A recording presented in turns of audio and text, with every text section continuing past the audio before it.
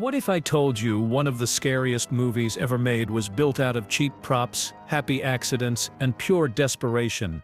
Halloween wasn't supposed to be a masterpiece. It was a low-budget gamble stitched together in just a few weeks.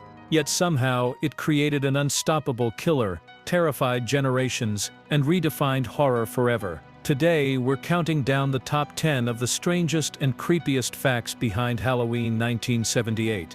Number 10. The mask that cost $2.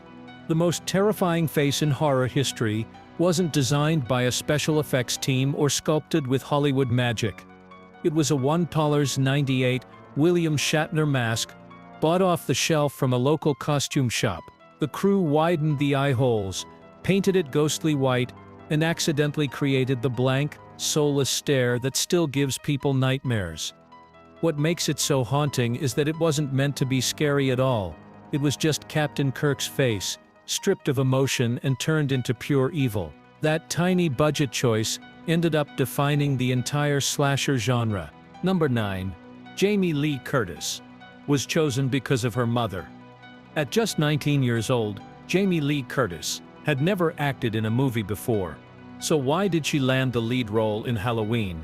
Because her mother was Janet Leigh, the legendary scream queen from Psycho's infamous shower scene. The producers loved the poetic nod to horror history.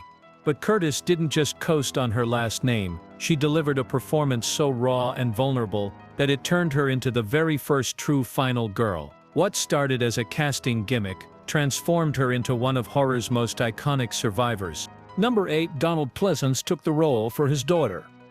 Donald Pleasence was a respected British actor, known for Shakespeare and even playing a Bond villain. So why would he agree to star in a tiny low-budget horror film that barely had a script? The answer: his daughter. She was a huge fan of John Carpenter's earlier movie Assault on Precinct 13 and begged him to take the role. Pleasence admitted he didn't really understand the story, but he trusted Carpenter, and his gravitas gave the film a whole new weight. His portrayal of Doc Loomis turned Halloween from just another slasher flick into a battle of good versus unstoppable evil. Number 7. The score was written in 3 days. Most horror films hire big-name composers or full orchestras to build suspense.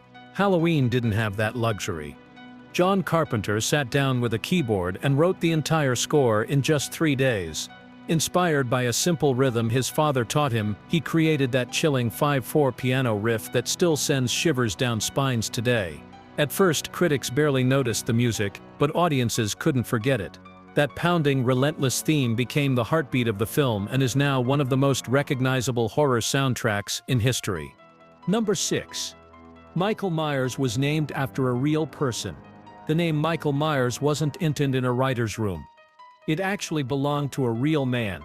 John Carpenter borrowed it from a British film distributor who helped release his earlier movie Assault on Precinct. As a thank you, Carpenter gave his faceless killer the man's name. Imagine the surprise of finding out your name was suddenly attached to one of the most feared characters in cinema. It wasn't personal, just practical. But that practical choice forever tied a real person's identity to the face of unstoppable evil. Number 5. Filmed in just 20 days. Most movies take months to shoot, but Halloween was finished in only 20 days on a shoestring budget of $300,000. The crew hustled through 13 pages of script a day, redressed the same houses to look like different locations, and even faked autumn in sunny California. They painted paper leaves, tossed them across lawns, then collected and reused them for the next scene.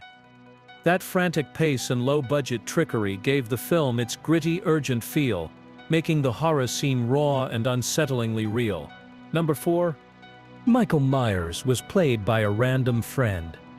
Michael Myers wasn't brought to life by a trained actor at all. He was played by Nick Castle, one of John Carpenter's college friends who just happened to be hanging around the set. Carpenter asked him to throw on the mask and just walk. That was it. No backstory, no acting lessons, no horror training. Castle's slow, blank, almost curious movements became the blueprint for slasher villains for decades to come.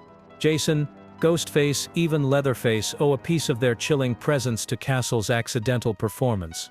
Number 3. Michael Myers was never meant to be human. John Carpenter never saw Michael Myers as a person. He saw him as pure evil. In the script, he's not even called by name, but simply the shape. No childhood trauma. No motives, no explanation. Carpenter believed the less you knew, the scarier he became. That blank mask, heavy breathing, and silent presence left everything to the audience's imagination.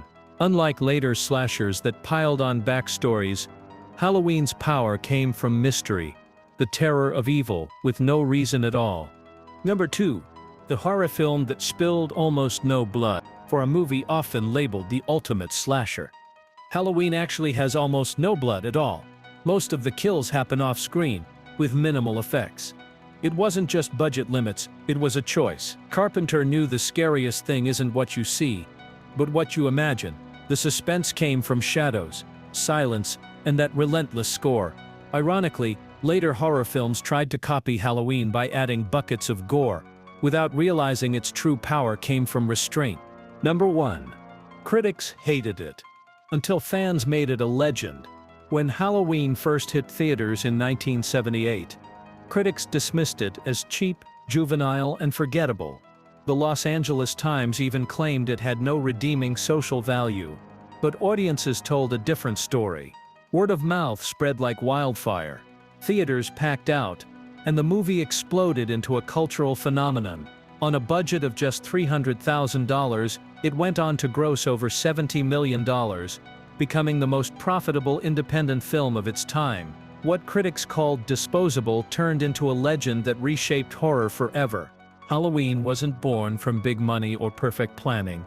It was built from accidents, desperation, and raw creativity.